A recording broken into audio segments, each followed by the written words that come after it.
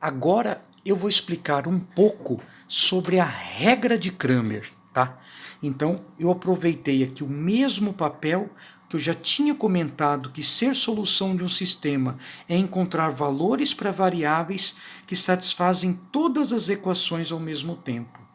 E nesse momento eu gostaria de falar sobre resolução de sistemas. Existem vários métodos, mas nesse vídeo eu vou trabalhar com o seguinte método, regra de Cramer. Por que eu vou falar na regra de Cramer nesse momento? Porque a regra de Cramer é resolver um sistema através de determinantes.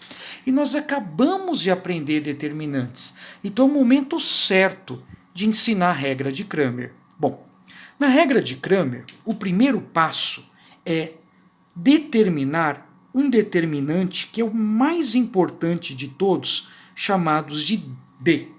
Como que eu crio esse determinante? Bom, cada coluna é designado por uma variável. Então deixa eu aproveitar esse exemplo em que aparecem 3 equações e 3 variáveis. Esse é um exemplo que poderia ser aplicado à regra de Cramer. Sabe por quê?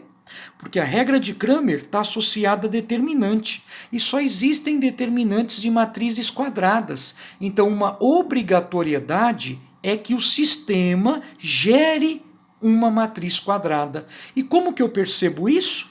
Bom, deixa eu até escrever aqui embaixo. Eu só posso aplicar a regra de Cramer quando o número de equações for igual ao número de variáveis. Essa é a exigência. Tá, tudo bem. Esse é um caso. Tem 3 equações, 3 variáveis. E esse determinante principal seria quem?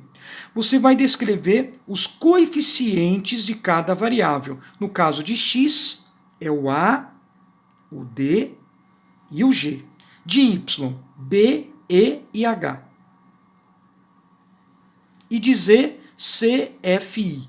Se por um acaso você resolver um sistema que estiver faltando uma variável, você acrescenta o 0. Mas essa ordem é fundamental, respeitando, tá bom? Então, cada linha é uma equação, ó, ABC, ABC. E cada coluna uma variável.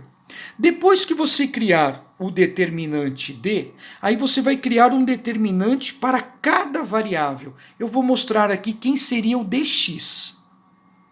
O dx seria a substituição no determinante principal da coluna de x pelos termos independentes. Deixa eu dar um apelido para os termos independentes. Eu vou chamar de Azão, Bzão e Czão.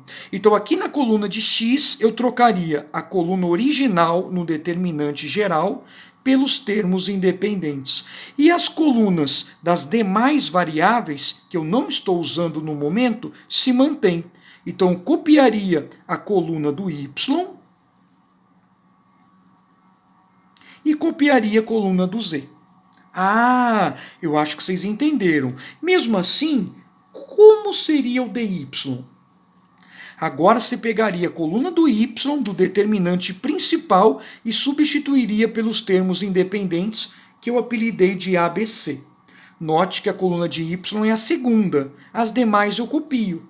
Copiaria a coluna do x e também copiaria a coluna do z.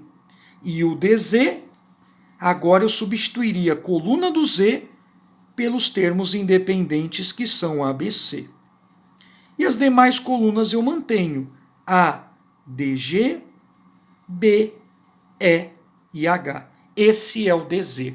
E por fim, vocês devem estar curiosos, como que calculo o XYZ, que vai ser a solução, dividindo o determinante dele pelo determinante principal.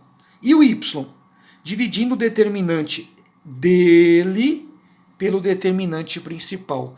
E o Z, dividindo o determinante dele pelo determinante principal. Essa, então, é a forma de se aplicar a regra de Cramer. Já deixo aqui um lembrete importantíssimo. Como não existe divisão por zero, então eu afirmo que toda vez que o determinante for diferente de zero, será possível fazer a divisão, porque eu sempre consigo dividir por um número diferente de zero. Nesse caso, a gente diz que o sistema será compatível, ou seja, tem solução, e essa solução é numérica, chamado de determinado. Mas, professor, e se o D for zero? E se acontecer de zerar esse denominador e eu não sei dividir por zero? Aí tem dois casos, galera. O primeiro caso é quando todos os determinantes principais também zeram. Aí cai no caso zero sobre zero, que vocês até aprendem em cálculo 1, que zero sobre zero, dentro da teoria de limite, é uma indeterminação. Então é algo que você não sabe a resposta. Nesse caso a gente diz, por incrível que pareça, hein, que o sistema tem solução, por isso o nome compatível, mas é uma solução indeterminada, já que você não sabe qual será ela. E o apelido disso é SC, S de sistema, C de compatível e I de indeterminado. Ah, esqueci de escrever aqui.